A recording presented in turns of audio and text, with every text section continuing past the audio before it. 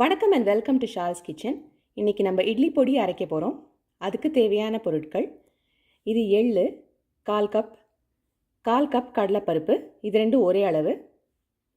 இது உளுந்து, இதை போல் டபுள் 2 மடங்கு எடுத்திருக்கேன்.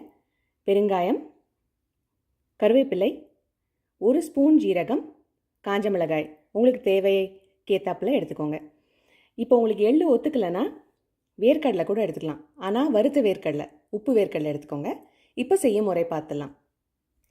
இப்போ இந்த இன்க்ரீடியன்ஸ் எல்லாமே ட்ரை ரோஸ்ட் தான் பண்ண போகிறோம். கடைசியாக உப்பு ஆட் பண்ணிக்கலாம். இப்போ செய்ய முறை பார்த்துலாம். முதல்ல எள்ளு போட போகிறேன்.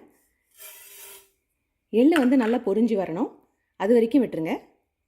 மீடியம் ஃப்ளேமில் வச்சுருக்கேன். இது கரிஞ்சிடாமல் பார்த்துக்கோங்க, பொரிஞ்சு வரும். இப்போ பொன்னிறமாக ஆயிடுச்சு, எடுத்து கொட்டிடலாம் பிளேட்டில். அடுத்தது ஜீரகம், அதுவும் கருவேப்பிலையும் காஞ்ச மிளகாய் ஒன்றா போட்டு கொஞ்சம் நேரம் அந்த வாசனை வர வரைக்கும் விட்டுருங்க.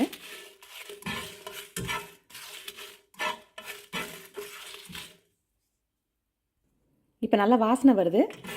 எதையுமே கரிஞ்சிட விட்டுறாதீங்க, அப்புறம் கசக்கும். இதையும் எடுத்து கொட்டிடலாம். அடுத்தது கடலைப்பருப்பு, இது நல்லா பொன்னிறமாகிற வரைக்கும் வறுக்கணும். இதுலேயும் நல்ல வாசனை வரும். இது நல்ல வாசனை வந்துருச்சு, இதை எடுத்து பிளேட்டில் கொட்டிடலாம். அடுத்தது உளுந்து, அதே மாதிரி கோல்டன் ப்ரௌன் ஆகிற வரைக்கும் விடணும். இப்போ நல்ல வாசனை வந்துருச்சு, லைட் கோல்டன் ப்ரௌன் ஆகிடுச்சு பாருங்கள். இதையும் எடுத்து கொட்டிடலாம். இதில் 1/2 ஸ்பூன் உப்பு சேர்த்துக்கலாம், தேவைன்னா அப்புறம் போட்டுக்கோங்க. அதுக்கப்புறம் நிறைய பெருங்காயம்,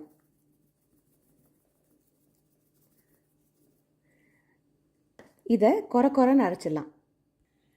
கமன்னு இட்லி பொடி ரெடி ஆகிடுச்சு. இதை ஒரு ட்ரை பாக்ஸில் போட்டு ஸ்டோர் பண்ணிக்கோங்க. எப்போ தேவையோ இட்லி ஆர் தோசைக்கு சாப்பிட்லாம். அவ்வளோதான், ஒரு அருமையான இட்லி பொடி ரெசிபி ரெடி. இதை நீங்களும் செஞ்சு பாருங்கள். இந்த ரெசிபி உங்களுக்கு பிடிச்சிருந்ததுன்னா லைக் பண்ணுங்கள், சப்ஸ்கிரைப் பண்ணுங்கள், ஷேர் பண்ணுங்கள். தேங்க்யூ ஃபார் வாட்சிங்.